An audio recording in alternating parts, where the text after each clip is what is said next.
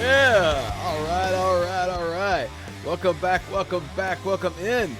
You have found us once again. Shoot the Gap, the Rabbit Hole Fantasy Football Focus Show, here to help you to be gruntled with your fantasy football team and your fantasy football decisions. I am your humble host, Brian the Amigo Baldwin, and I'm all alone. It's just me. Yeah, my normal partner in crime, Connor, he is not able to attend today, so it's just me. But what that did do is that normally his best times to record are on Friday. So what this allowed me to do is to wait till Saturday, and for any type of fantasy relevant information to pop to help you guys figure out what's going on, guys and gals, I should say. But this is our 127th show, October 8th, in this hopeful year of our Lord.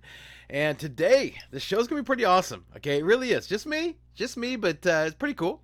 So what we're going to do is going to take some time, go over Thursday night's game, hit the latest news, and also, again, like I said, I'm going to be helping you set your lineup for week 5 in a segment called Shoot or Cease Fire.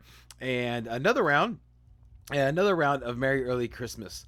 Yeah, okay, so let's go ahead and let's get started. Before we do that, I also want to thank the supporters of the show, High Volume Music Radio.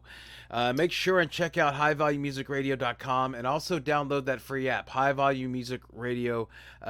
So it's a local radio station. Right out of Sunnyside, which if you don't know where Sunnyside is, that's over there by the Astrodome, or NRG Stadium, I should say. Probably don't want to reference the Astrodome anymore. That's kind of a he. But anyway, point is that it is locally. It's a news station that's starting to grow. So check it out. Yeah, support it. It's got great music, great shows like Rock and Roll Radio. That's one of the biggest shows. It's on Friday. Monday Mixtape, Access Granted with Shanika Grant. That's an awesome show. How about Blame It on the Boogie? That's like the flagship show. So that's on, I think 11 to 1, I believe. And then also on Thursday, you can check out my show, Drive Time Sports with Charlie and Brian. That's from 4 to 6. And what's really cool about that is that I would encourage you to listen to it, because if you have any type of fantasy football questions, because it is Thursday afternoon, right before the Thursday game. So if you have any like start sit questions, or if you have any situations that you wanted to discuss, you can always give me a call at any time on the radio station. It's a live interactive show, so you can go ahead and give me a call. We can talk about it. I can try to help you with the lineups if you have any questions, or if I say anything in this episode, that you don't like, write it down, man. Call me out on it, dude. I'll be more than happy to talk to you about it. I really enjoy that. I'm one of the people that believe that when you have a spirited debate, it's a chance for both parties to learn. I'll always learn whenever I'm talking with somebody. So anyway, so make sure High Volume Music Radio and also Sports Host app. Check it out. It's it is a friendly a social app, for sports. So you can make sure and check that out. All right, quickly, let's go over our Thursday night's debacle. Okay. Anybody who's been watching the show, okay, that I normally have a Broncos hat on. It's still the Broncos hat, but I turned it around. I mean, how can I wear the Broncos hat? I'm still a fan. I'm still a fan, right? So I still got the hat on, but it's not forward. Okay, yeah. So that was bad. I was one of the people that did believe in the absence of Javonte Williams would increase Russell Wilson and of course Sutton and also Judy. But let's go and talk about the fantasy takeaways there. So Russell Wilson. All right, let me tell you how, as a fantasy football fan and also as a Denver Bronco fan, how I'm looking at Russell Wilson. Okay, I am disgusted. Okay, but I'm not disgusted with Russell Wilson. All right, but who I'm upset with, and both as a fantasy player and also as a fan of the Broncos, is head coach Nathaniel Hackett. I mean, the guy looks overwhelmed and lost. And I used to be a Houston Texans fan. We're based here in Houston, so whenever I saw that look on his face on the sideline, I was like, oh, give me PTSD, man, of the Bill O'Brien days. Just basically every coach that's come to that's coached the Texans, prior to Lovie Smith, because Lovie Smith doesn't look lost. He's just making odd decisions, but he's firm in his decisions, so I respect that. But dude, Nathaniel Hackett just looks like he's way overwhelmed. I mean, he looks like he's an uninspiring coach. He's calling questionable plays enough to where, I mean, you might have even seen where, like, Russell Wilson would be sitting there waiting for the call. Then once the call made, he'll look back to the sideline like, really, you want me to throw the tight end?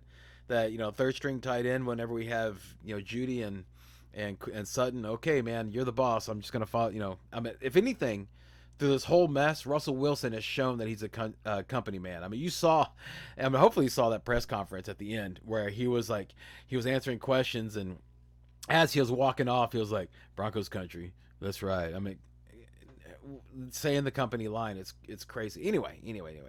So yeah, the coach, I don't think that he's killing the team. I really do think so.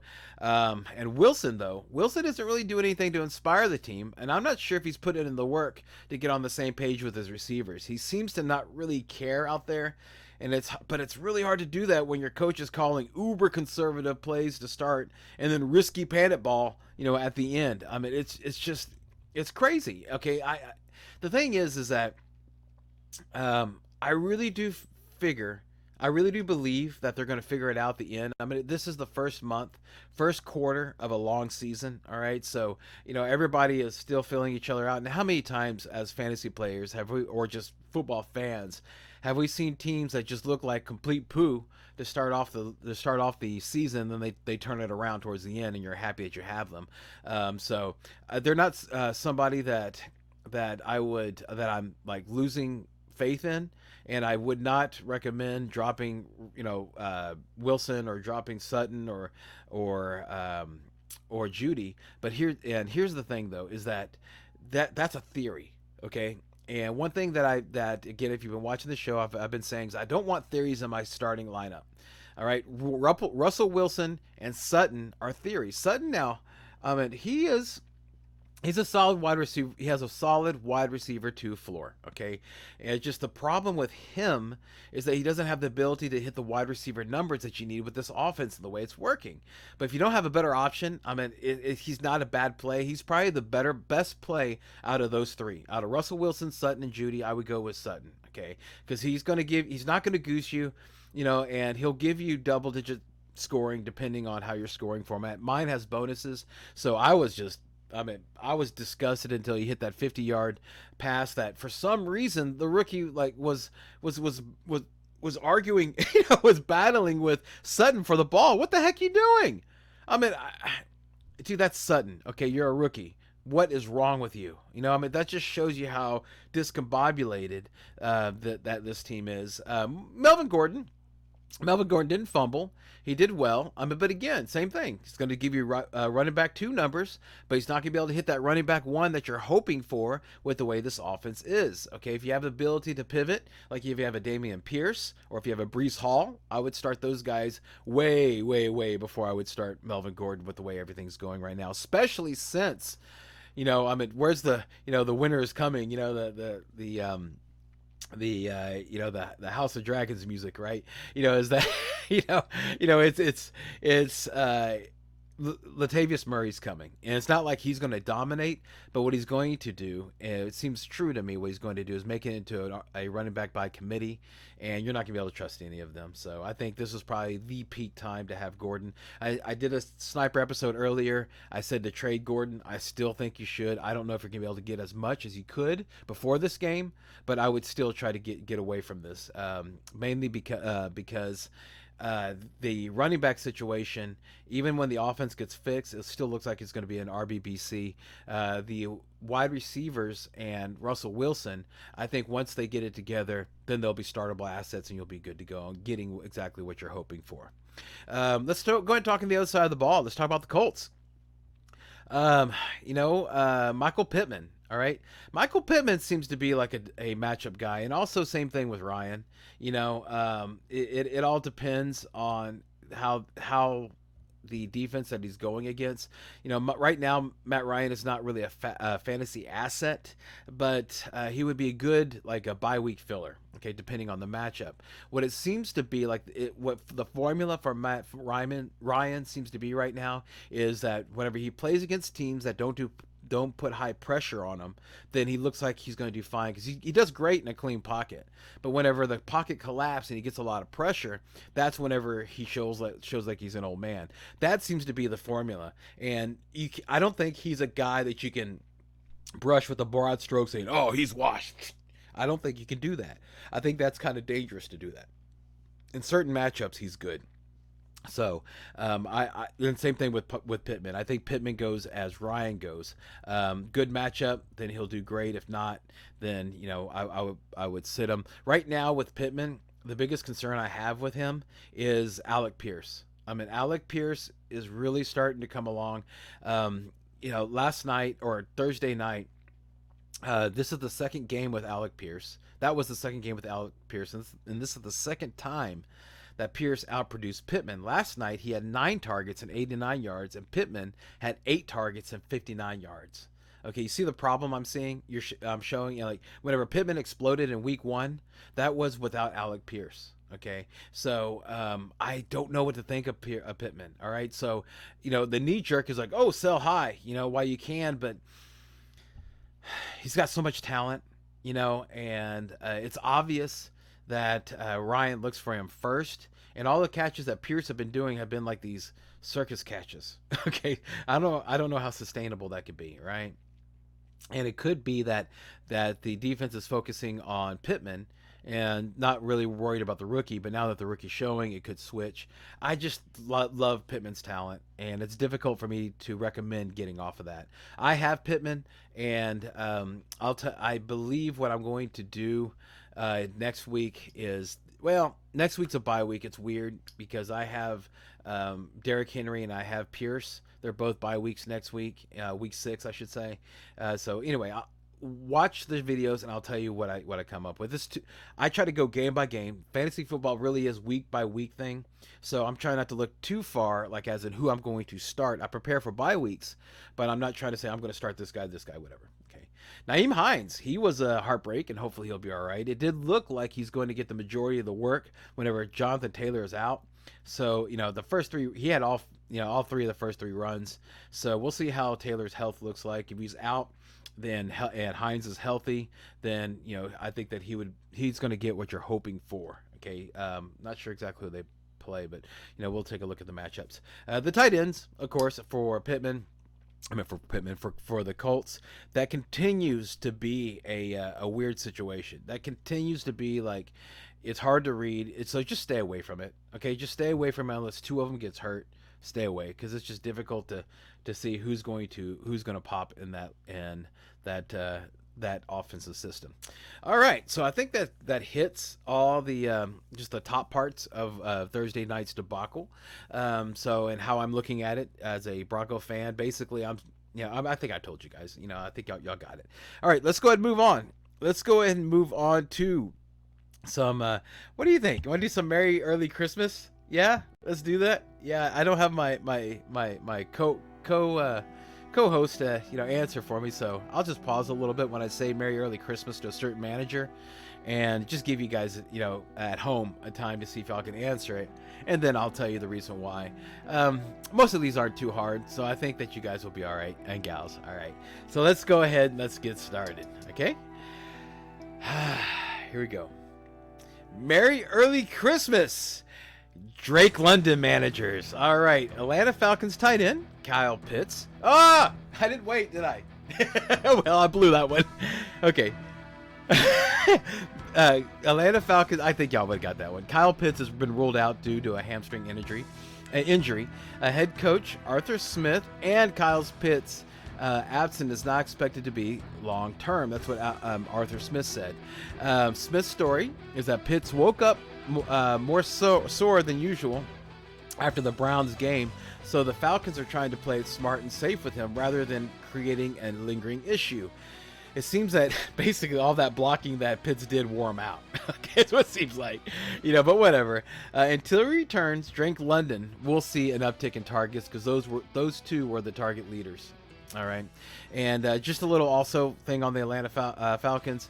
If Damian Williams is in your pool and you have an IR spot, go get him. All right, put him in there. He should be back in a couple of weeks. Anyway, moving on. Merry Early Christmas, Devin Duvernay managers. All right, there you go. I gave you time. Okay. Baltimore Ravens wide receiver Rashad Bateman was ruled out for Sunday's game against the Bengals due to a foot injury. During the Ravens' Week 4 loss to the Bills, Bateman remained on the sideline for a good portion of the second half due to a foot injury. And after failing to practice in any capacity Wednesday through Friday, he'll miss his first game since Week 5 of last season. With a second-year pro unavailable Sunday, it will be more targets for Duvernay and, of course, Mark Andrews. Okay.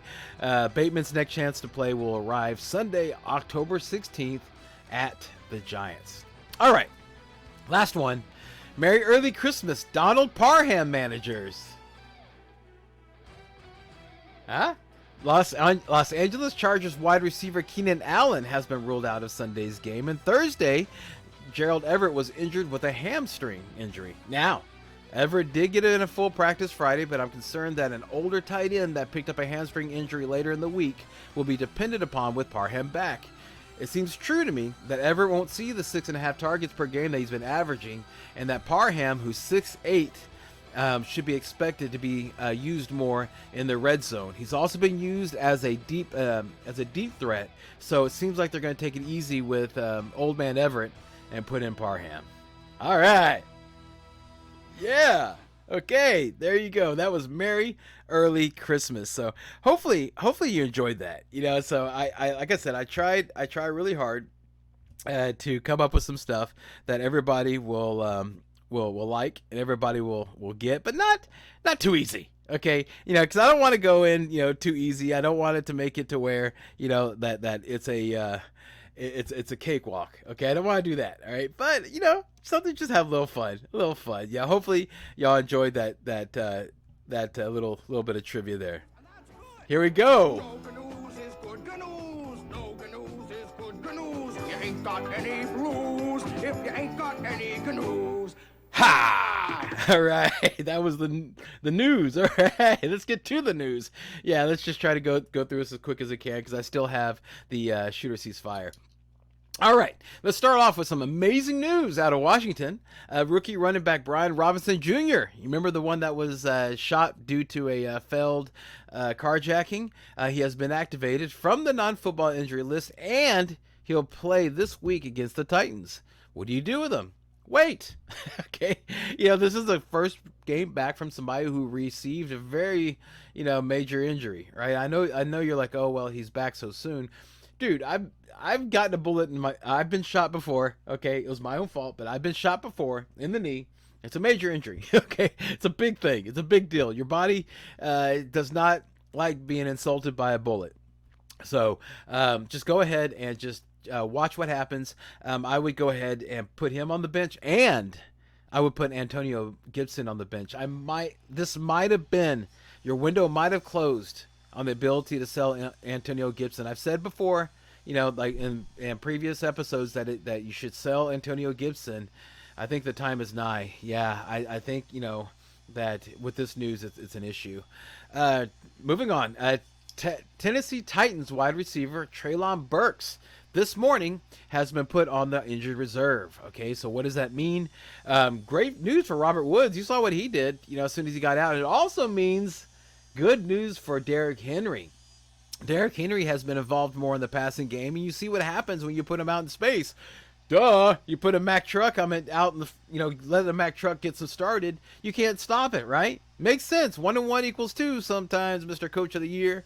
All right, so I think it's going to be a great play. Derrick Henry's going to be awesome. We'll talk about that in the Shooter Sees Fire. But with Treylon Burks, if you have an IR spot, he might not be a bad idea to grab him and just put him in there. Okay, if you have an IR spot to play with, because you just don't know what's going to happen. He was starting to tick up until you get that turf toe. So hopefully he'll be able to get over that. That thing is kind of a difficult injury because it is a hyperextension of the ligament on the toe. So it's something that has to have rest in order to heal, and which means that he's not going to be able to do much cardio.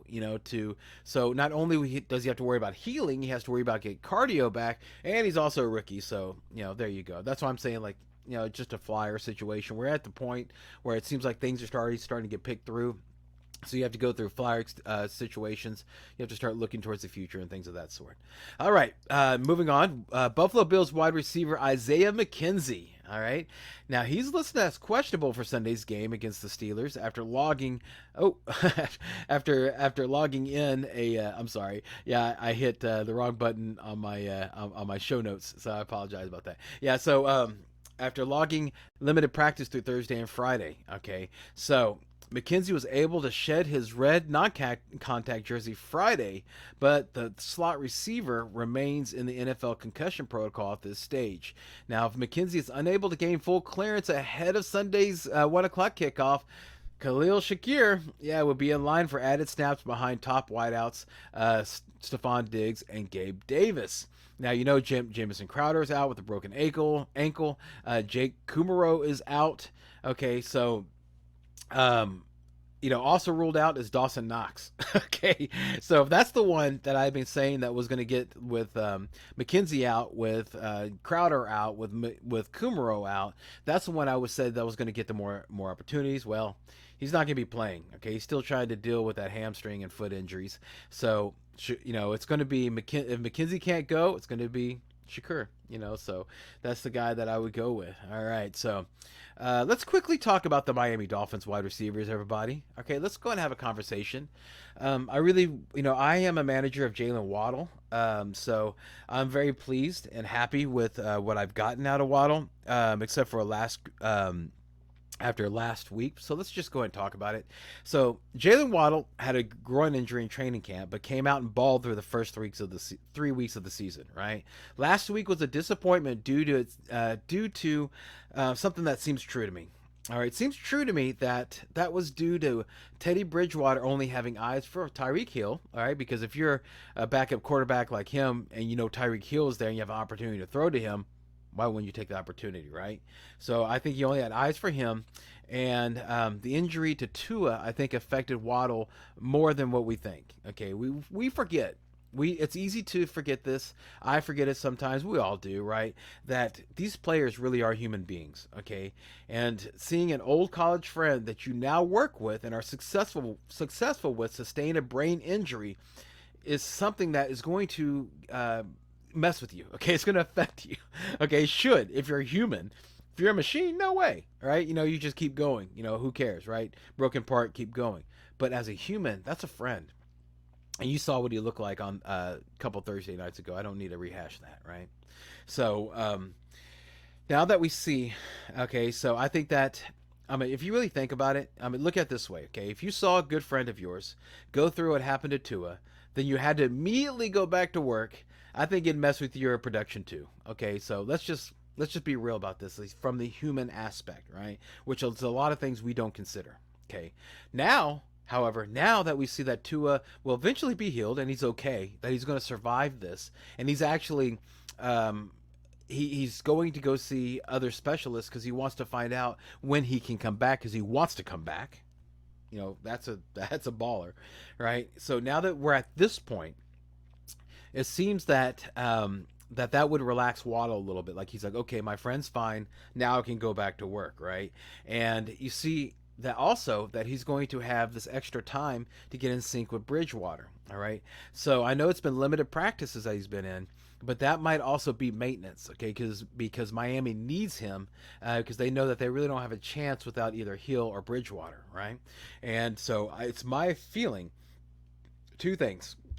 That Waddle will play tomorrow, okay, on Sunday, and that he should produce well tomorrow, or at least better than last week, all right?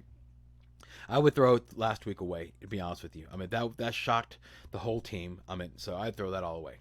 But that leads us to Tyreek Hill. On Thursday, Hill was limited after a quad injury. And I researched a lot about quad injuries, everybody, because Michael Pittman picked one up a couple of weeks ago, and I'm a Michael Pittman manager. So I've really looked at it. Okay, and this is what I found out, right? So basically, the chances of Hill playing this week are pretty low.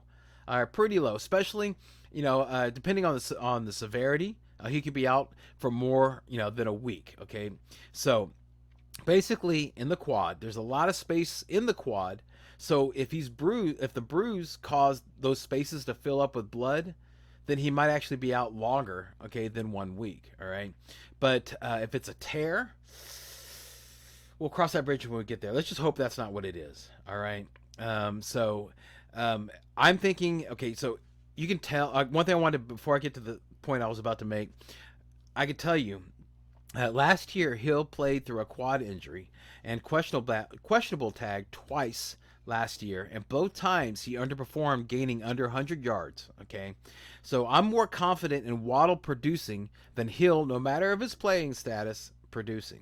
All right, and I would also look into what was said by the head coach when asked about Tyreek Hill. He says, "I could tell you 100% that Tyreek Hill will be playing, or he will not be playing. That's all I'm going to give Salah." All right, and that when he said Salah, that he was talking about the coach for the Jets. He's playing mind games, everybody. All right, that's all he's got with Hill. Okay, that's the only help Hill can do for his team, is by using mind games. All right, so that should tell you as an indicator that if you're a Hill manager, I would 100% find a pivot, have one ready, cocked and loaded, keep an eye out. Thankfully, the games are the Miami and Jets game is on noon, so thankfully we don't want to get caught in that weird late Sunday or Sunday afternoon games or Monday night games. So that's a blessing, right? So yeah, thank the Lord for that. That's a blessing. All right, so this is also, okay, no matter the status of Hill, this is good news for Mike Gesicki managers, because it should give him more targets. I know that I read that Chase, good for Chase Edmonds or Raheem Mostert. Dude, stay away from that backfield. Okay, that backfield is crazy. You just don't know who's going to be the one that's going to pop. All right, there's no indicator. All right, so again, theories. Let's keep that on the side. Hopefully, you have a better option. If not, deeper leagues, fine. Roll the dice, whatever. Do the shit stick, flip it. See if you catch the stick or the poop side. All right, with the running backs. All right, But Mike Gesicki should see an uptick in targets with Hill kind of gimpy or out of the game. The only thing I would warn you about is that Pat Freiermuth last week was the only tight end to produce high versus the Jets defense. So just throwing that out there. New York head coach Brian Daboll said Friday that Kadarius Toney is currently dealing with injuries to both hamstrings. Okay, Toney made progress in his recovery from the hamstring injury that had sidelined him the last 2 weeks during Wednesday's practice, which he participated in to a limited extent, but he then tweaked his other hamstring. As a result, the 2021 first-round pick didn't travel with the Giants to London, and his recovery timetable may have been extended. Kenny Galladay is rolled out. Okay, so now they're going to have to rely on David Stills and Richie James. I'm Richie James, bitch. Him, and against and Darius Slayton versus the Packers on Sunday. But they might get Wan'Dale Robinson back. But again, he's been out for an injury. You know how I feel about that. Amon-Ra St. Brown is looking to go the way of DeAndre Swift and be out tomorrow. But T.J. Hockenson returned, so we're going to see if the formula for Hockenson. We're going to see if it is. Is it Hockenson is awesome without Swift and St. Brown, or is he just awesome against Seattle's defense? We're going to find. Any which way, he's a startup. You start him after that incredible, amazing performance. Whoa, what was that? Wow, he's never done that before. I know I managed him all last year and didn't see anything close to that, but God bless you if you have him.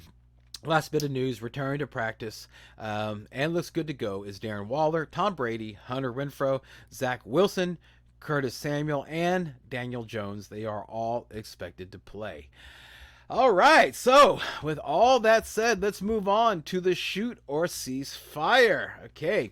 So, let's start with New York Giants, okay, versus Green Bay Packers. That's the London game. So, first thing I want to say here is that no matter who you have in the game, or if you are starting somebody, don't be stupid, okay? Wake up early, okay? It's okay, to wake up early. Even if, like, if you party tonight, fantastic, go do that, all right? But go ahead and set an alarm about an hour, somewhere between 30 minutes to an hour before game time, just to make sure and check on your players, okay? Learn the lesson of Alvin Kamara last week. He was a surprise scratch.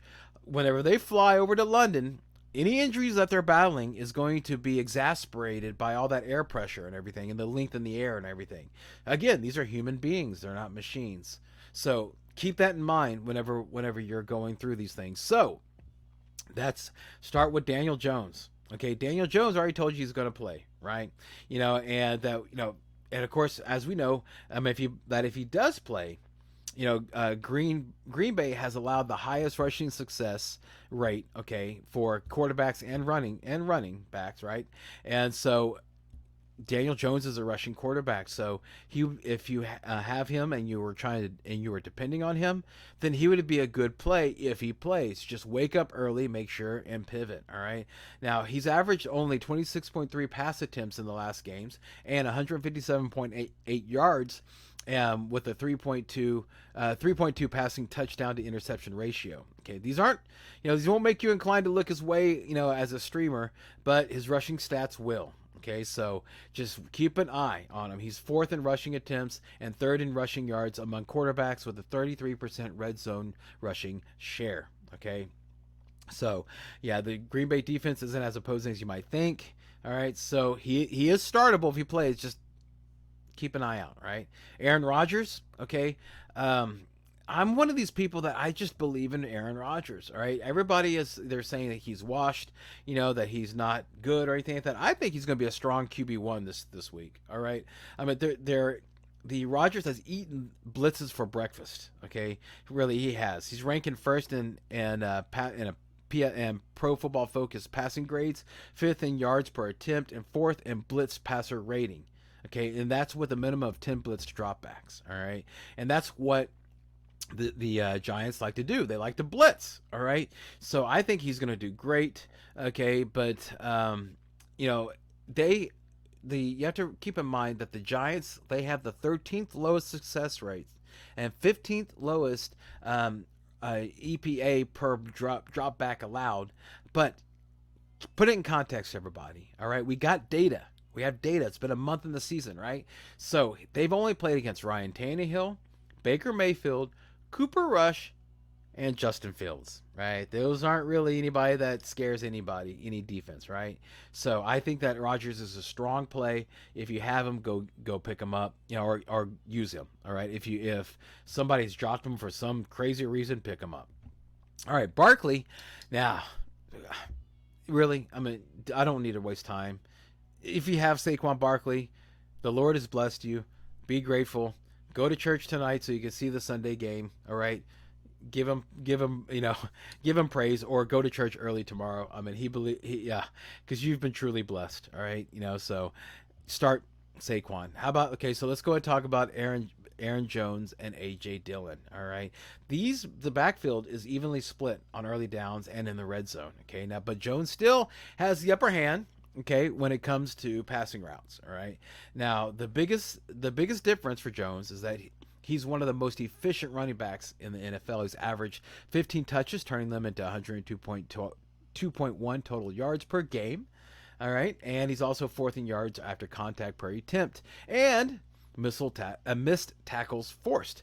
While sitting in the third highest elusive grade. All right, so he looks like he's going to be an RB1. All right, and of course the Giants have surrendered the 9th highest rush EPA, okay, and the 10th highest explosive run rate. All right, so AJ Dillon, okay, he's kind of the low end RB2. All right, He's seeing like a tad more, weekly volume than Jones with 16.6 touches per game, and he's only mustered about 70.1 total yards per contest. All right, so he hasn't really been as efficient as Jones, and so you can see where I'm going with this. I wouldn't be so excited about AJ Dillon this week. I would use him as a. I would definitely use him as a flex.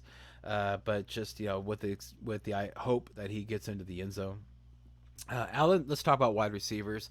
Allen Lazard, Romeo Dobbs. I've already talked about Aaron Rodgers, right? So why wouldn't you think about starting these guys? All right. So, but Lazard, both of these guys, especially Lazard, I think he's more of a flex situation. All right. He'll be playing the slot, and in the slot he'll be matched up with Darnay Holmes, who's allowed 50% catch rate and a 64.3 passing rating. All right, so he has upside, okay, but it looks like that he can have most of his targets taken away. All right, so I would just be. He's also likely going to be shadowed by Adoree Jackson. Okay, Jackson has shadowed in the 3 games. Okay, that Jackson has shadowed. Okay, he shadowed Robert Woods, Robbie Anderson, and CeeDee Lamb. Okay, and somewhere between 65 to 91% of their routes. Okay, he's allowed 8 targets. Everybody, 6 receptions and 57 yards, and only 1 score.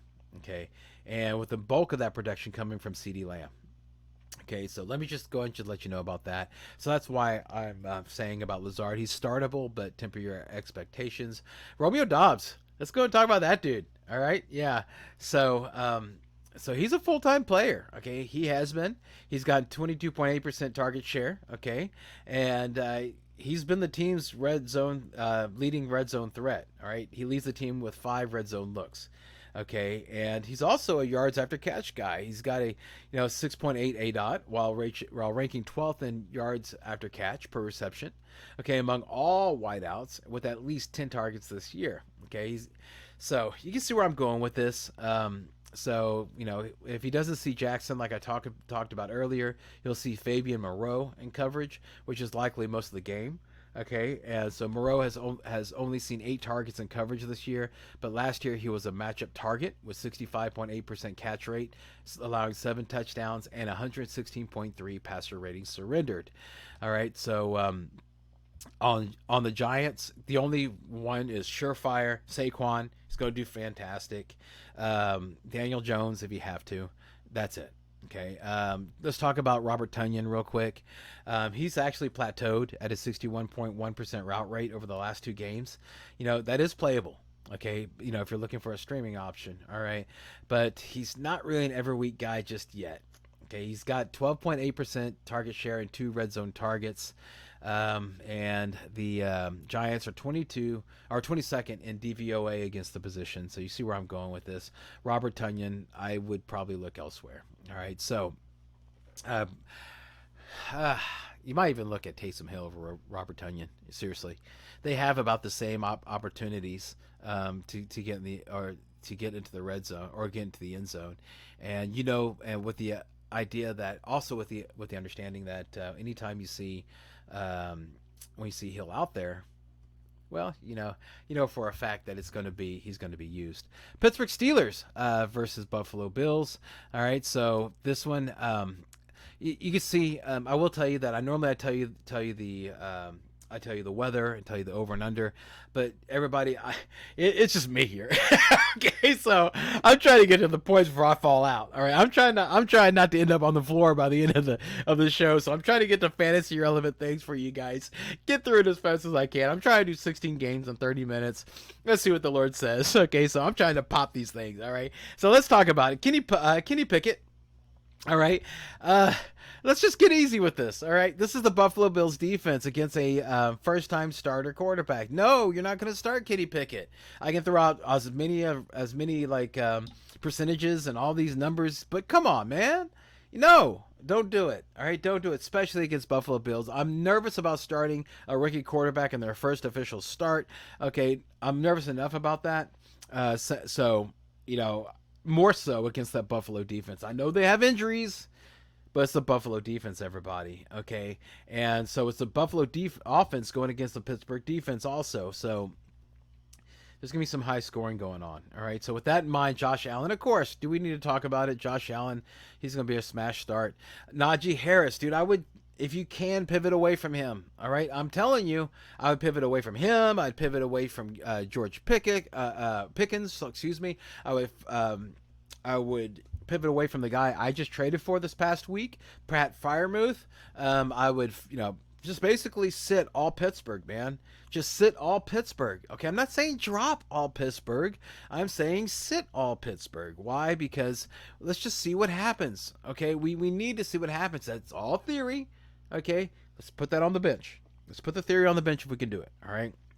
Devin Singletary, he'll be more of he'll be an RB2. Okay, I think that I could see him. This has really turned into Singletary's backfield. Okay, after the last 2 weeks, he's averaged 80.5% of the snaps and 16.5 touches and 93.5 total yards per week. Why am I throwing this out whenever it seems like like Devin Singletary is going to do fine? The reason why, plain and simple, is because you probably don't know what to do whenever you have all those other assets sitting there, with James Cook and of course with Zach Moss. What I'm looking at is if I'm a Devin Singletary manager and I have to start him, okay, then what I'm looking for is I'm not even watching the first half. Seriously, I'm doing something else. That's when I'm going to church. Okay, it's the first half. All right, that's whenever I'm doing my yard. That's when I'm taking care of all the honeydews that my wife asked me to take care of. All right, first half. Second half is when you want to watch, okay? Because by that time they should have enough of a lead, and that's when they should be using Devin Singletary to try to run out the clock and just end the miserable game, in the misery of the Pittsburgh Steelers. Okay, so I've already talked about the wide receivers. Stephon Diggs, I've already talked about him earlier. You're going to start him. I mean, I really don't. Okay, listen, guys, I get it. I'm not a fan of people that are shoot and cease fire episodes, and they're like, well, you want to just shoot on this guy. Why? Because I said so, and let's go.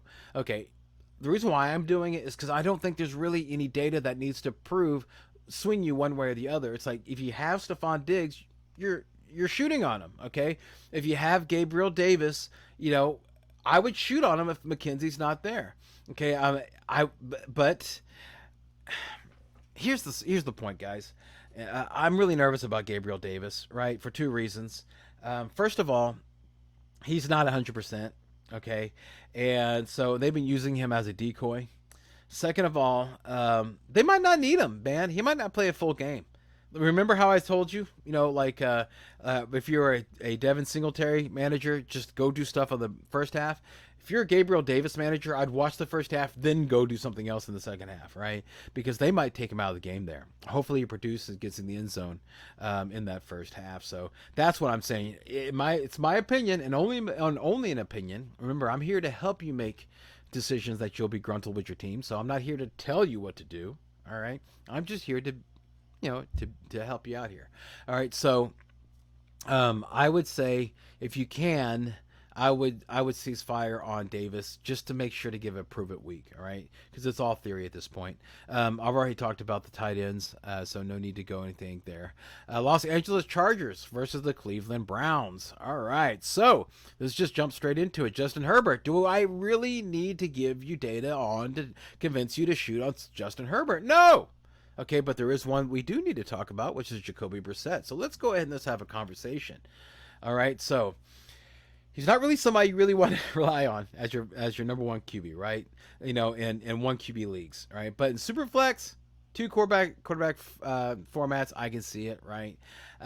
Right now he's the QB 17 in fantasy. He's ranked 9th in Pro Football Focused passing grade and 16th in adjusted completion rate. Okay, with a minimum 25 dropbacks, right? The Chargers to this point has been kind of a pass defense, right? Especially with all the injuries that they have, but they have allowed quarterbacks with they have held quarterbacks to the 12th lowest EPA per dropback. They're also 16th in yards per attempt with the 3rd highest passing touchdown rate allowed.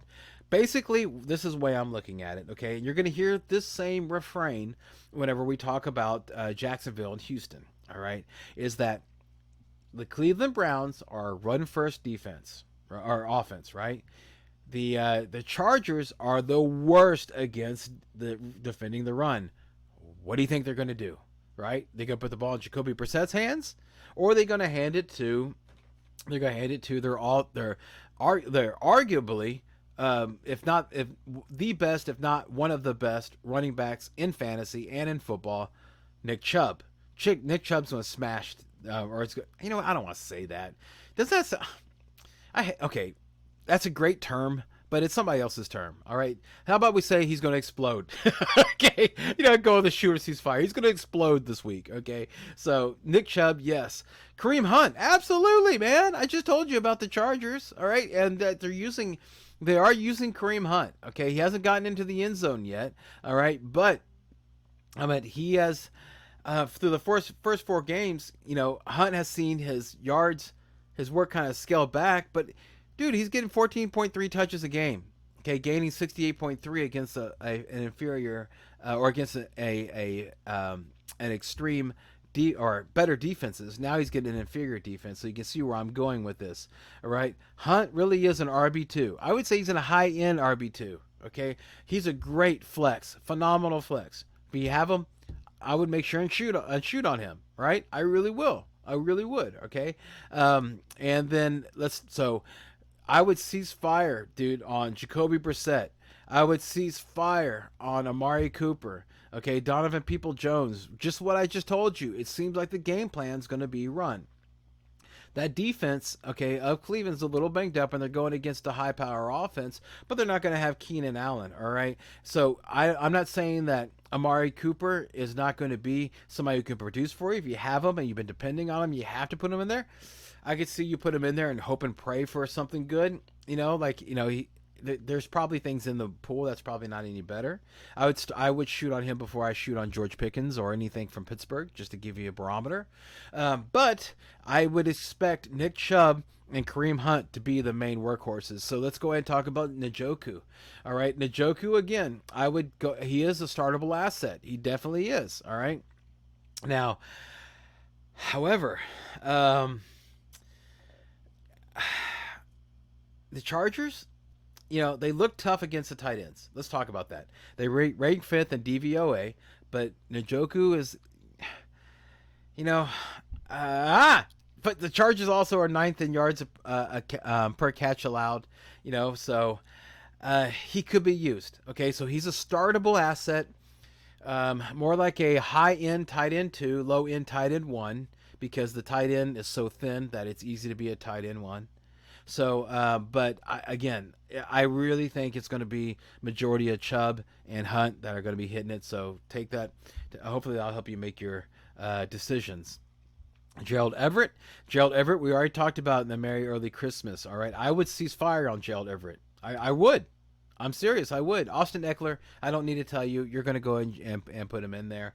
I'm really worried about Everett not playing the full game and Donald Parham taking over. I'm really worried about that. But if you have him, you need to depend on him. Go ahead. But I would look again, probably about Njoku numbers.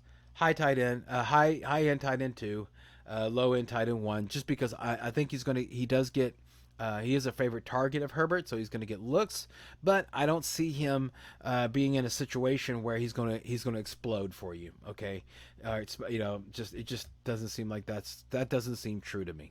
Okay, especially with Parham, and with him getting an injury late in the week, they kind of might take it easy. Let's move on. Chicago Bears versus the Minnesota Vikings. All right, so let's just jump straight into it. Justin Fields. Do I need to give you any data to shoot on Justin Fields? Do I? No. Dude, no. Geno Smith. If you're living the Justin Fields life, you need to and Geno Smith's available. What are you doing? Right? Take on Justin Fields. But let's go ahead. Let's put something kind of crazy out there. Right? You know how this.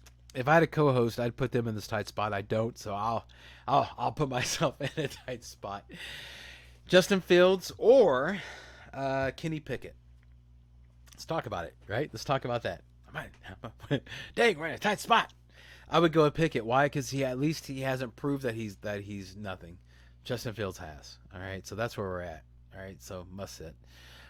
Kirk Cousins against that Chicago defense.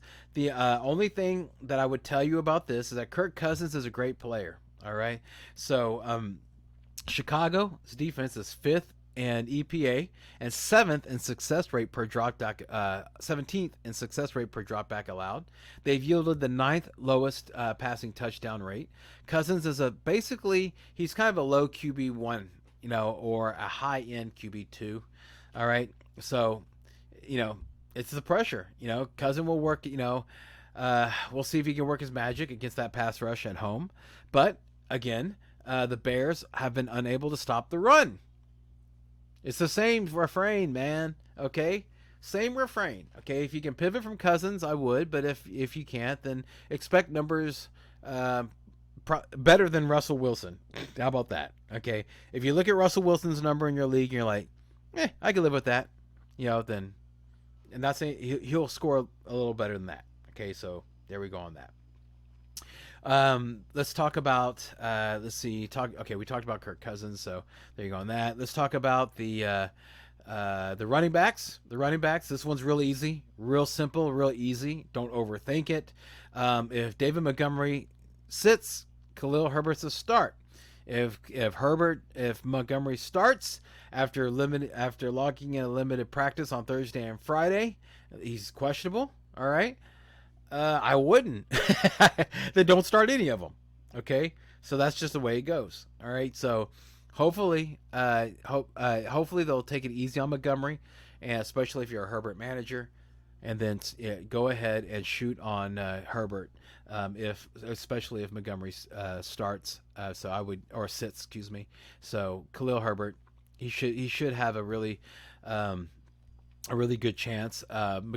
Minnesota. They've allowed the 4th highest run success, 7th highest rush EPA, and also the 6th highest explosion rates allowed. So, and you know how Herbert is. So there you go. Dalvin Cook, come on, okay. I know, dude, but you're stuck with Cook. If he's healthy, you play him. Alexander Madison, high end handcuff only. He's only useful to the Dalvin Cook manager. Period. So, yeah, I think that's pretty much covers it, right? Darnell Mooney, I would, come on, no. Justin Jefferson, yes, come on. What are you doing? Do I need to throw out numbers? Okay, he's got I know he's very volatile.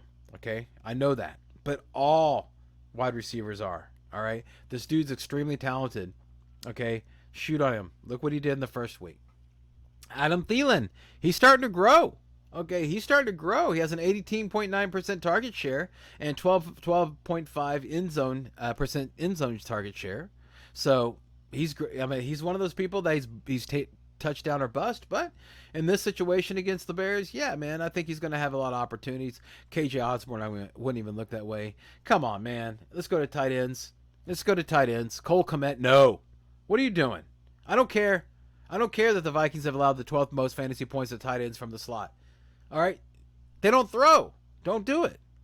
All right. Wait. You're gonna have to wait for Cole Kmet to do something before I even look that direction. All right. I just don't like it. I don't like it. No, sir. I don't like it. I prefer Irv Smith Jr. All right. He's only accounted for 13.5% target share and a 57.2% route run rate. Okay. Now he's not really out on the field a lot, but when he is, he's used. Okay. So use him like you would Taysom Hill. Okay, Voldemort. All right. So if you have to start him, go ahead. I understand if you're in that situation, especially with the tight end wasteland, but I would not be expecting a lot. Njoku or Smith, I would go Njoku, mainly because he's out on the field more. Moving on, Detroit Lions versus the New England Patriots. Dang it, guys. I'm so sorry. Yeah, I know I'm going long here. Let me just try to get through this as fast as I can. All right. I'm really going to try to pop this. Quarterbacks, Jared Goff. Okay. I would go ahead and stream him if you have to. I understand that it's against the New England Patriots defense, but I'm still a little nervous about. I would still think he's low end. I think he's going to score higher than Russell Wilson. Bailey Zappi, no. It's just fun to say his name. Jamal Williams. Yeah, go ahead. He's the Lions' primary back. His snap rate, his snap rate has moved up. It's marginal. Went from 45 to 50%, but still, man, you saw what he did. You can't sit him after last week. Craig Reynolds, no man, he bench staff only, stash only. Let's talk about Damian Harris and Ramondre Stevenson because I have some thoughts about this. All right, everybody, this is the same thing I was talking about with Russell Wilson. We're all focused on the player Russell Wilson. Russell Wilson's a good player. I think he is a good player. I know I'm drinking the Kool-Aid still because I'm a Broncos fan and I'm an optimistic man, a man of a lot of hope. But still, it's the coaching staff that kills him. Look who is running the offensive side of the New England Patriots: Matt Patricia, Joe Judge, Beavis and Butthead. Right? Are you really going to trust that? Even though Detroit's defense was terrible against the run, I could see them doing this fake to fake crap where they're like, you know what? We're going to pass more. Why? Because they're going to expect us to run because they're bad against against the run. So let's go and pass it just in case if things go bad, we can go ahead and run. Ridiculous, right? And everybody right now is just screaming about, Harris is going to be incredible.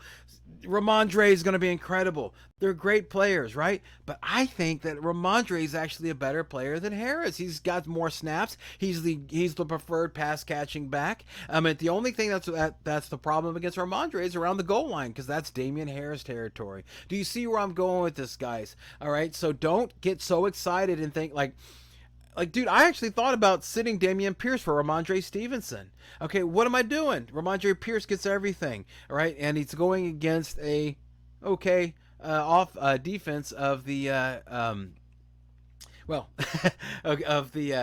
wanted to say Chargers, but that's not right. Okay, we'll get to that. I can't think of it. We'll get to it. I promise you.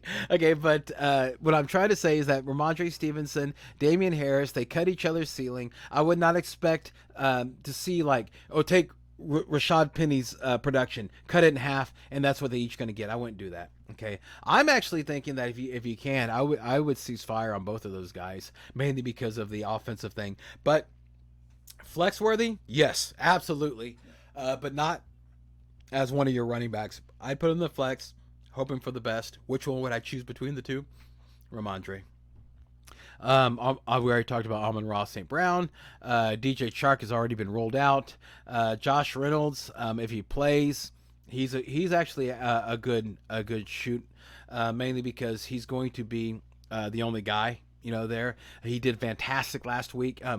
And so I would go ahead and not worry about him. And I don't know why I said if he plays, he's not questionable. Yeah, go ahead and shoot on Josh Reynolds. I think he'll be fine. Jacoby Myers, Devontae Parker, Nelson Aguilar.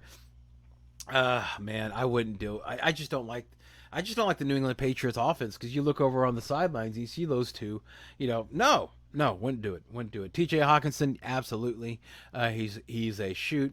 Hunter Henry. Let's talk about Hunter Henry real quick, all right? Hunter Henry, you would think, hey, let's go ahead and go after him because they are you no longer have Jonnu Smith this game, because Jonnu Smith is out, but dude, his usage is falling off the map compared to last season, right? You can't look at last season and think it's a completely different offensive game plan, all different offensive coordinator for sure, right? So I don't know, man.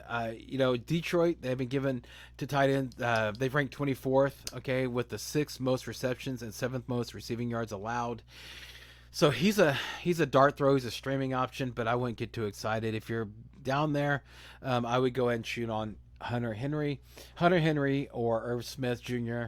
I would go with Hunter Henry because of the matchup. Moving on, Seattle Seahawks versus New Orleans Saints. All right, so golly, it's killing me. I'm so sorry I wasn't able to think about who the Texans are playing. We'll get to it. So let's talk about Seattle. The quarterbacks, Geno Smith, Andy Dalton. You got a great defense, okay, with the Saints. All right, that's what we're looking at. Okay, and we're looking at them playing in New Orleans. Okay, so it's very difficult for me to get too excited about Geno Smith. I would go ahead and shoot on him though above Jacoby and Brissett and above Pickett. because he has shown that he has been able to produce, especially last game. Maybe they found something, okay, playing to Geno Smith, so Smith's strengths. And so I would go ahead and look at him. Andy Dalton, no way, dude, no way. I wouldn't play with that. The running backs, Rashad Penny, again, a strong defense that they're going against. He went against a terrible defense last week, so I would temper those expectations. Maybe put him in a flex. I think he's going to give you a solid floor, but I would not expect the explosion from last time. In fact, I would expect more of a floor game than a ceiling game with him. Kenneth Walker, he's just a bench stash. Alvin Kamara, yeah, man. If he's out there, go ahead and shoot on him. Let's see what happens, okay? He practiced in a limited capacity all week. He's listed as questionable, but the beat reporters around the team say that he's expected to play. Okay, in the 2 games that he played, he logged at least 64% of the snaps, averaging 14.5 touches and 59.5 total yards, while seeing 15.5% target share, which is the 5th best. All right, so I think that he's somebody that you can use. Mark Ingram, no, I wouldn't do that. DK Metcalf, yes. DK Metcalf is back to being, he's back to being relevant. All right, so, and also same thing with Tyler Lockett. But check this out: the top 10 in open scores in 2022 week 4, number 1 is Tyler Lockett with 88. All right, so he's kind of a better play than DK Metcalf, but both these guys I think are in play, especially since they're going to need to use something because they can't do the run against the Saints. So DK Metcalf, I would shoot on him. I would shoot on Tyler Lockett. Okay, how about let's go and talk about the Saints side. Michael Thomas has already been rolled out, so there you go on that. Jarvis Landry, nope, I wouldn't do it. He's a matchup-based flex play at best. That's where he's at now. But Chris Olave, yeah, dude, that's the guy I think he's going to explode. Not saying smash anymore. Explode. Okay, I think he's going to do great. Now, let's move on to based on his target usage and the fact that Thomas isn't there. I'm trying not to go too deep because I'm trying to run through these because I don't want this to be too long. Tight ends. Juwan Johnson, okay, is the listed tight end, okay, on the Saints, but I think that he is not the tight end I would start. It would be Voldemort, Taysom Hill, because he runs he's a running back basically, and he could be the quarterback if something happens to Andy Dalton. All right, so I like that upside if you're in that spot where you have a desperation play. Like, let's say if you have Dawson Knox and Dawson Knox just got ruled out, you look in the pool and there's a hurt Hayden Hurst there. He's the best option. I would go ahead and go seriously with Taysom Hill. I think he's going to, when he has a good chance to get into the end zone. All right, so I would go ahead and use him. Noah Fant, come on, dude, or Will Disley. Will Disley between the two is the one that I would be looking at. Noah Fant, but even then, it's like, yeah, I'd be nervous about that. So I would cease fire on both of those guys. Moving on to Miami Dolphins and the New York Jets. Okay, so the Teddy Bridgewater, no, I know he looked great, okay, but hopefully you're not in that situation. I would not shoot on him. Zach Wilson, he's still in that spot, man. He's got a tantalizing ceiling this week, but I don't know if he could take advantage of the juicy matchup. We'll see what happens. Okay, like, again, theory. Let's keep the theories on the bench. Raheem Mostert, Chase Edmonds. We already talked about them. They're both cease fire if you can. Breece Hall, told you about that. Dude's taking over the backfield. All right, his stats have bumped up in 3 straight games with a season high last of 66% last week. Okay. But he does draw a really bad matchup. The Dolphins are 4th in run defense, okay, with the 9th lowest rushing success rate. So he's a strong running back too. Okay, I would not expect a running back 1, but he's strong running back 2. Michael Carter, he actually now is a handcuff to Hall. So yeah, Merry early Christmas. To Hall managers, but not so much to Michael Carter. We already talked about the receivers for Miami with Tyreek Hill and Jalen Waddle. Let's talk about the receivers for the Jets. It seems like Corey Davis is actually Wilson's favorite. So if you have to go with either Garrett Wilson, Elijah Moore, or Corey Davis, it seems like Corey Davis is the one that's going to be the guy that is being focused upon by Wilson. Another, again, if you can cease fire on all these guys, I would. Tight ends. That's different. Okay, I already talked to you about Gesicki. Let's talk about Tyler Conklin. Okay, he's been a volume-based tight end one. Okay, I mean it's been unspectacular. All right, I understand that because he hasn't gotten into the end zone, right? But he's seen a 14.9% target share, and also he has efficiency that's 23rd in yards per route run. All right, but Wilson looks for him. The tight end landscape is tough. All right, Miami. Okay, Miami has actually is 31st in DVOA against tight ends, and the allowing the most fifth receiving yards and 10th most fantasy points. Okay, to tight ends. All right, so I could see what I'm talking about. I think Conklin is actually a real strong play. I think he's a tight end one, and I'm shooting on him, and I'm actually putting him in on my roster. Okay, we've already talked about the Miami defense, so let's just move on. Let's just go ahead and let's keep moving on.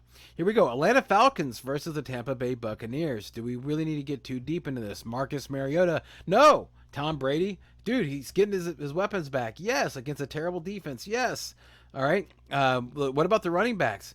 Between Algier and Huntley, I would go with Algier. This is the reason why they drafted him, and I think that he's going to be he's going to get at least 15 touches. And so let's see what he does with them. Again, I would go ahead and cease fire because he's going against the Bucks' mighty run defense. But if you have to choose between the two, Algier would be the one I would go with. I would prefer to have him on my bench, and let's just see what happens. All right, Leonard Fournette. Okay, Leonard Fournette. Let's talk about Leonard Fournette. Okay, in week 4. Okay, so let's talk about this. All right, so he shared 50% of the rushing attempts with Rachaad White. Okay, he got 13.5% of the target share, and Rachaad White got 9.6%. He had 47.2% of the route run, and Rachaad White had 32.1% of the route runs. Red zone opportunities. Fournette had 1. Rachaad White had 2. What are we doing? I would go ahead and I would shoot on Fournette, okay, but I would temper my expectations. All right, mainly because like if you have Fournette, you probably don't have a better option, right? But dude, it looks like this is starting to go into what the offensive coordinator said they was going to do, which was put White in more. All right, so White is more of a stash. Fournette, like play him, but watch the ceiling. Don't expect the ceiling. In fact, dude, you know what I could actually see happen? Let's be real, okay? Let's be real. I think what's going to happen is that towards the end of the game, when they need to run out the clock, it's going to be Rachaad White time. So Leonard Fournette will have usable points, but I don't think he's not going to lose you your match. But I don't think he's going to win you your match either. Wide receivers, Drake London. We already talked about that. He's going to get a lot more target share with Pitts out. So Mike Evans, of course you're shooting on him. Do I need to tell you anything? Godwin, yes. Okay, you're shooting on him. Jones, Julio Jones, must sit. Too risky. Same thing with Russell Gage. All right, so the only wide receivers that on the Tampa Bay side are Evans and Godwin. Business as usual. Here's something. Cameron Brate has been ruled out. Right, so Cade Upton, he actually had a 42.7% route run share, okay, with a 7.7 target share, okay. He should take over as the pass catching duties among the tight ends. So if you're in a real bad spot, this is a This is a juicy matchup, okay. Yeah, maybe I should say it's Moochie, which is a juicy matchup. Let's combine those. It's very Moochie. Would you understand that? Maybe not. I might have to explain that a lot. I don't know. So yeah.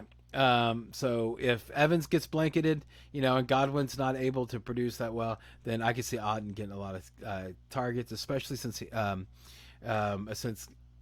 Brady likes to throw to tight ends. However, I would mention this: tight end Brady only throws to people that he trusts, and Cade Auden did drop a touchdown pass, so last week. So keep that in mind, keep that in your heart when you're making your decisions. Tennessee Titan versus the Washington Commanders. There's no quarterbacks to start here. Sorry, guys. Let's just don't even shoot on any of them. Running backs, easy. Derrick Henry. That's it. All right? We already talked about Derrick Henry. Antonio Gibson, J.D. McKissick, Brian Robinson. No. Let's just go ahead and cease fire on those. Let's see what happens. Wide receivers. This is pretty easy. Robert Woods, because Burke's out. So you saw what Robert Woods did last game. So I mean, I don't need to go too much into that. Jahan Dotson is out. All right. So that puts McLaurin and Curtis Samuel into like the to the wide receiver 2 spot. Okay. Now, one of them could produce numbers as a wide receiver 1. If I had to choose, and that's what you're probably asking me to do, I would choose Curtis Samuel. All right, he's a PPR machine, especially in PPR. Right, so I would go ahead and roll with that. Okay, the tight ends. No Tennessee tight ends. You already know that disappointment in Hooper. That was the reason for my huff. Logan Thomas, dude. He was looking to be startable, okay? But now he's questionable. Makes me nervous. The dude is one thing that I know about him, okay? He got a DMP on Friday. He likes to get hurt, okay? So I'd cease fire on Logan Thomas, all right? Try to look elsewhere. Here we go. We move on to the matchup which had strangled my tongue, all right? Houston Texans versus Jacksonville Jaguars. Okay, let's go and talk about this real easily. Quarterbacks. I would not shoot on any of them, okay? And let me tell you why. Okay, the Houston Texans are terrible against the run, okay? They are awful, all right? And in fact, that they have here we go. Yeah, sorry, looking for my notes. Houston is 29th in rush defense, DVOA permitting, the 10th highest rushing success rate, and the 2nd highest explosive run rate, and the 2nd most rushing yards per game. They have James Robinson. They have Travis Etienne. Who do you think they're going to lean on? They're going to lean on those guys, especially after what happened with Lawrence last week. They're going to try to kind of ease him in. You know, there's going to be some good passes, good moments for Lawrence, but I don't think it's going to be an explosion game like you were hoping for when you first saw this matchup. Same thing with so let's go ahead and talk about the running backs. Dameon Pierce. Okay, yes, I already told you about how Dameon Pierce. Yes, he's a must start. Actually, be honest with you, I don't know why we're even talking about this. He's a must start after what he showed that he did last game, and it seems like they're only scratching the surface. Why wouldn't you go ahead and shoot on him? James Robinson, ETN. Yes, absolutely. All right, but the usage and the efficiency is worrisome, okay, but especially on the Robinson side. Okay, so Robinson has seen his snap share actually decrease in each of the last 3 weeks, going to 47% last week. His yards after contact per attempt have dropped each week with 4.18 in week 1, all the way down to 2.25 in week 4. All right, you know what this looks like, everybody? This looks like somebody that was great when they were healthy, but now that the rigors of the NFL is being done, that they're actually now he's starting to shimmy. All right, he's starting to shake a little. Robinson would actually be a trade high asset. Yeah, this might be a good time to get rid of him. All right, yeah, go to people that have lower producing running backs and see what you can get from them. Okay. Take a look, all right? You know, if you can afford it, maybe go get Taylor. You might be able to get Taylor from the Taylor manager with James Robinson. Seriously. All right, so I would keep that in mind. All right, so because it's starting to go, it looks like it's starting to go down. And ETN, if you have ETN, I know you're kind of nervous about him right now, but I would go ahead, chill out. Okay, if you don't want to shoot on him this week, I understand. It's cool. I would. All right, but wait. Long season. Robinson's starting to shimmy. Let's see what happens. All right. Let's go to the wide receivers. Brandon Cooks. Yes, you have to shoot on him. They're going to score points. All right. In fact, I'm calling. Everybody's saying Jacksonville's going to win. I think that the Texans are going to get their first win. I really think this is going to be an upset in Jacksonville. It just feels right. I think it's going to happen, right? So I think that Cooks is going to be a strong start, so I would shoot on him. I already told you I would shoot on Damian Pierce. I would cease fire on Christian Kirk and on Zay Jones because Zay Jones is questionable. And here's what looks like what's happening is that whenever Zay Jones is out, they put Christian Kirk on the outside. He does better in the slot. He makes his hay in the slot. He's a slot receiver. So when Zay Jones is back, then I think Christian Kirk will be somebody that you can trust. Until then, or at least in this matchup where it looks like that it's a run favorable matchup, I would go ahead and cease fire on him. Like next week, I think it's gonna be a great time to go ahead and shoot on Christian Kirk. Zay Jones is been practicing in a limited fashion, so if he doesn't play this week, then he'll definitely play next week, and I think everything will go back to normal next week, and I think everything will be good. Marvin Jones, don't even look that direction. Tight ends. I know that they dropped the Texans. They dropped. Man, I want to say Parian, but that's not right. But they did drop one of their tight ends. All right, so they have Jordan Atkins, O.J. Howard, and Mason Schreck. Yeah, can you believe a guy named Mason Schreck is out there? You don't want to play with that. I wouldn't do it. Evan Ingram, matchup-based streaming tight end. I already told you about the passing, so I would cease fire on him. Moving on, San Francisco 49ers for Carolina Panthers. How am I doing? I'm almost 15 minutes over time. I'm sorry, everybody. I'm trying to go as fast as possible. Hopefully, I'm giving you enough information while also keeping you entertained, while also moving on. Okay, here we go. So, quarterbacks on the San Francisco and Carolina. Let's just move on. Okay, come on. You're not shooting on any of those. Jimmy G has been Jimmy Gross, and Baker Mayfield, I don't know what's going on with that dude. Okay, he left his talent back in Cleveland, or at least his confidence back in Cleveland. Let's talk about the running backs. All right. Christian McCaffrey is a shoot, but I would temper the expectations because they're going against San Francisco, who's a phenomenal defense. Okay, against running. All right, it's a top 5 ranking and against on receiving running backs, and they allow the third lowest explosive run rate and the second lowest rush success rate. Okay, so I would think that he's going to be a high-end running back too. I know McCaffrey, whatever, but in this offense, against this defense, I'm saying high-end running back too because I'm trying to make you feel good about it. All right, I'm thinking probably middle running back too. To be honest with you, Jeff Wilson, low-end running back too. Okay, I understand, dude. I know what you're thinking. I know what you're thinking. All right, but it's just. Opposing teams, okay, they have racked up the 6th most carries and the 7th most rushing yards against their Carolina defense, right? So the 49ers should really pounce on the Panthers, so to speak, which would help Wilson, since they're 10th in the positive script rushing rate. But I don't think it's going to be like an explosive like RB1 thing. I think he's going to be an RB2. In fact, I think Jeff Wilson Jr. and Christian McCaffrey are going to score the same amount of points. Okay, that's just my opinion. All right. Okay, so hopefully, but based on the data, that's what it shows. I'm taking my heart out of it, looking at data. Wide receivers, Deebo Smith, what are you doing? Deebo Samuels. Of course, you're going to go ahead and shoot on him. Brandon Ayuk. All right, he's a good flex worthy, right? I think he's going to do fine. Okay, so I would not. He's getting 22.2% of the target share and 31.2% of the team's air yards. So that's good. Those are good numbers. DJ Moore. I'd cease fire on him, dude. Look at the defense. Tight ends.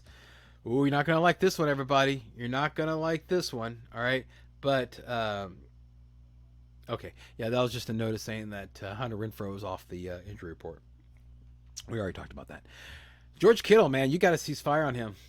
Sorry, guys, until Trent Williams comes back. And that's a big if. He's a blocking tight end right now, all right? And I know that the offensive, that all the news coming out of San Francisco is that they want to get him more involved. But, dude, no. All right?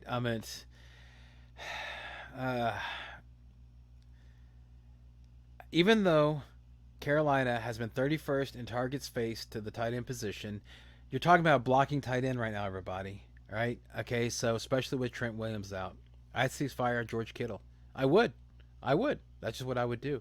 Carolina tight ends don't even look that direction.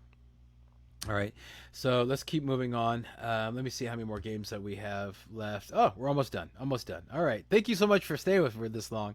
All right, so I'm trying to power through it. Dallas Cowboys versus the Los Angeles Rams. Okay, golly, you saw what Stafford did and how he looked against 49ers. The Dallas defense is just as good. So I would cease fire on Stafford. And Cooper Rush, I know he's undefeated, but I just don't want to go against this defense. I think he's going to get pressured a lot, and that's usually not good for a young quarterback or an inexperienced quarterback. Ezekiel Elliott. Let's go to running backs. Ezekiel Elliott, Tony Pollard. Okay, how do we feel about these guys? Okay, going against that LA Rams defense. I don't like it. You saw what they did last time. If you can, I would cease fire on both, man. Seriously, look what happened last game. That was against So and they didn't really produce well. So I wouldn't do it. I wouldn't do it. Right, just keep an eye out. Just keep an eye out. All right, and especially, but Tony Pollard. I would say this. Tony Pollard has been listed questionable with an illness. So if he's out, then I would actually shoot on Ezekiel Elliott. But with both of them, I wouldn't. Darrell Henderson, Cam Akers, both those guys are unstartable at this time, so not even look in that direction. Wide receiver, CeeDee Lamb, of course. CeeDee Lamb looks like he's doing great, but I wouldn't do anything with Noah Brown or Michael Gallup. If you're in a deeper league, between the two, I would go with Gallup. Okay, because Gallup is expected his snaps to increase even more this week since he's been removed from the injury. Cooper Kupp, of course. Come on, what are you doing? Allen Robinson, no, what are you doing?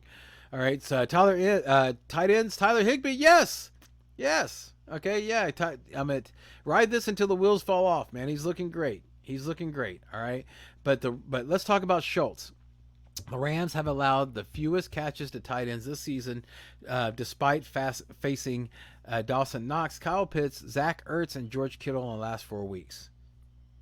Schultz still coming off an injury, playing with Cooper Rush. I would cease fire on him if possible. Sorry, everybody. But yeah, I would. I'm trying to be honest here. Philadelphia versus Arizona Cardinals. Quarterbacks, Jalen Hurts. Of course, you're shooting on him. Kyler Murray, of course, you're shooting on him. I'm not going to go into it. However, I temper expectations with Kyler Murray going against that phenomenal defense. Running backs, what are we doing? Miles Sanders, you saw last week, so are you really going to cease fire on him after last week? No. Go for it. All right? I mean, he's totaled 134 yards on 27 carries in week 4 while playing on 67% of the team offensive snaps. Go for it. But remember, he has a quarterback that will still goal line from him. So keep that in mind whenever you start starting Sanders. Don't expect what you did last week, but I would see probably a really high-end RB2, low-end RB1. Kenneth Gainwell, no. James Conner, no, not against this defense. He cease fire if it's possible. Let's go and talk about the wide receivers. A.J. Brown, you're always shooting on A.J. Brown, but I would temper my expectations against these cornerbacks, all right? Okay, and Devontae Smith, same thing. Startable, but temper expectations, okay? I'm just being honest with you guys, okay? I really think that's what you should do in this situation, especially or hang on. Did I say AJ Brown? Excuse me, I got it reversed. AJ Brown, I got him reversed. Apologies, I'm trying to go fast here. AJ Brown, I would shoot on him. Because I think that they do, or they're playing against an inferior defense in Arizona who is having trouble stopping people. So I think he's going to have a great game. Same thing with Devontae Smith. It was the reverse. Marquise Brown, even after an explosion from him last week, I would not shoot on Marquise Brown, not against the Philadelphia defense. Those cornerbacks are for real. Okay, for real. All right, so if you do shoot on him, expect lower numbers, but I would not be expecting like wide receiver numbers. Rondell Moore, again, he's more of a let's just sit and see. Okay, I wouldn't go after him. Let's talk about tight ends. You're shooting on Dallas Goedert. You're shooting on Zach Ertz. Do I need to tell you anything more? No, especially with the landscape of tight ends and their production. I would go for it. All right. I mean, I don't want to waste time, dude. I mean, I feel like I'm doing a disservice not giving you guys the numbers, but are you really going to be cease firing on those guys? Really? Oh, listen to this. Broncos quarterback Russell Wilson flew to L.A.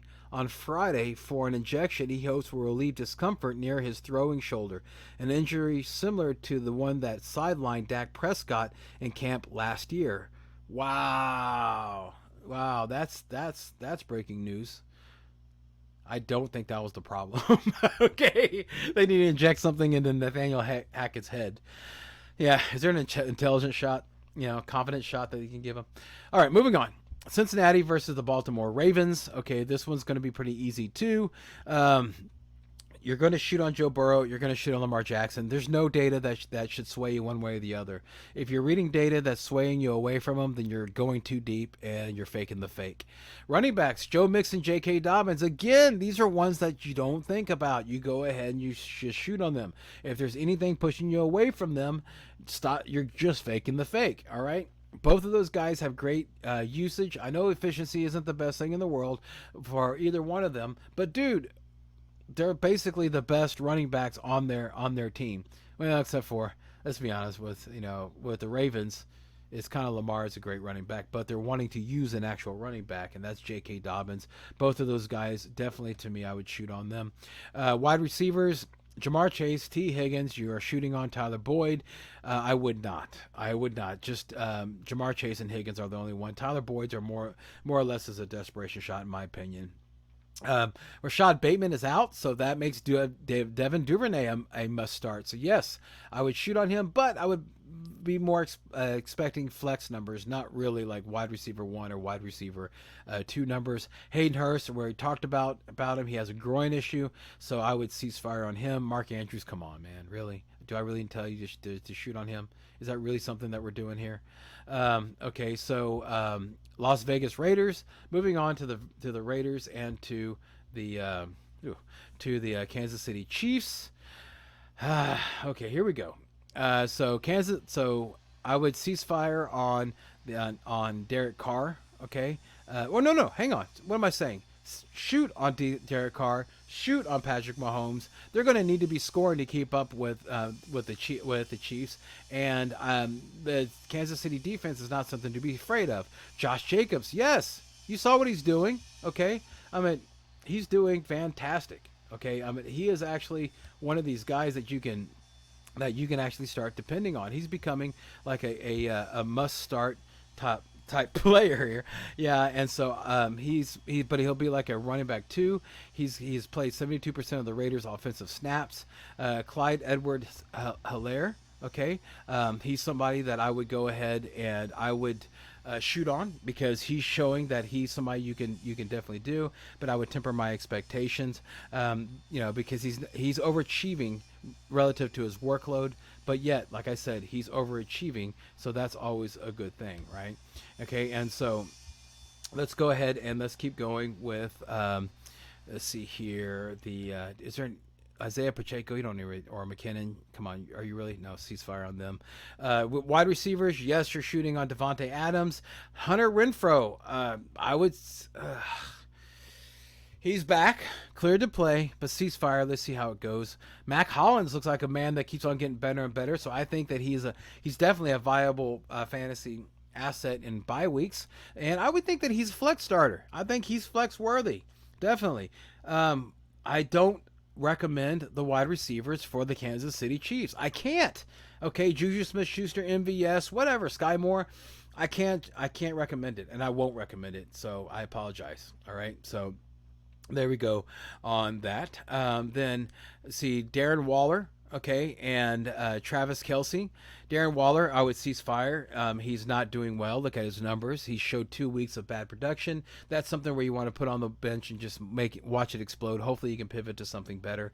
Travis Kelce, come on, man. Are you really gonna shoot on that guy? I mean, come on. All right.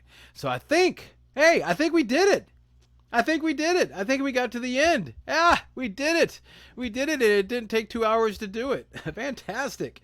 All right. So I'm going to go ahead and let's go and put a bow on the show. Let's go ahead and do that. All right. So thank you everybody for watching. If you enjoyed the content on this, please hit like and subscribe. Okay, and make sure and click the bell so you'll get an announcement every time we do new episodes. We do our shorts when we do the sniper episodes. Make sure and check them out. Check out Connor's book. You Know Too Much is available on Amazon, and also again Drive Time Sports with Charlie and Brian on the High Volume Music Radio. Make sure and check out highvolumemusicradio.com. All right, so. On behalf of me, your humble host, Brian the Amigo Baldwin, I want to thank you for watching. Okay, and I hope that this year is even better than the last. All right. And of course, parting shot. What's my parting shot? Don't put theories in your lineup, no matter what you believe in right now. Look at the data. We have a month of data. Trust the data. I did not take that advice whenever I started. Whenever I started Russell Wilson and Cortland Sutton. The data, well, actually, you know what? The data did show to do that. But, it's kind of a wonky situation. Point is, look at the data, look at the situations, all right? Find out who's matchup proof, who's not. That was what I didn't see, was the matchup proof. Even though, dang it, the Colts are a good matchup. Man, that just stunk. The Russell Wilson thing just stunk. That's a bad example. Don't listen to that. That's just a bad example. Look to see who's matchup proof. Look to see who doesn't. How about we turn it on Matt Ryan? Matt Ryan's not matchup proof. When he's got good matchups, you can use them. Situations like that. And same thing with Trevor Lawrence. Well, to a point. But anyway, point is, look at the data, make your decisions. Okay, make sure that you throw away everything that you thought about before the draft. You have data now to back that up. Okay, no need at all to mess with that. You have data to back that up. Okay, trust the data, not what you thought before the draft. Okay, all right. So with that, let's go ahead and let's close the show with the most awesome line here. Okay, remember everyone, in fantasy football, as in life, don't dream it, be it. All right, everybody. Thank you so much. Hope you have good luck on your games. Okay, I hope you win every single one of them, and thank you so much. I really appreciate you. Have a fantastic Saturday and an even better Sunday. All right, talk to y'all later. Bye-bye.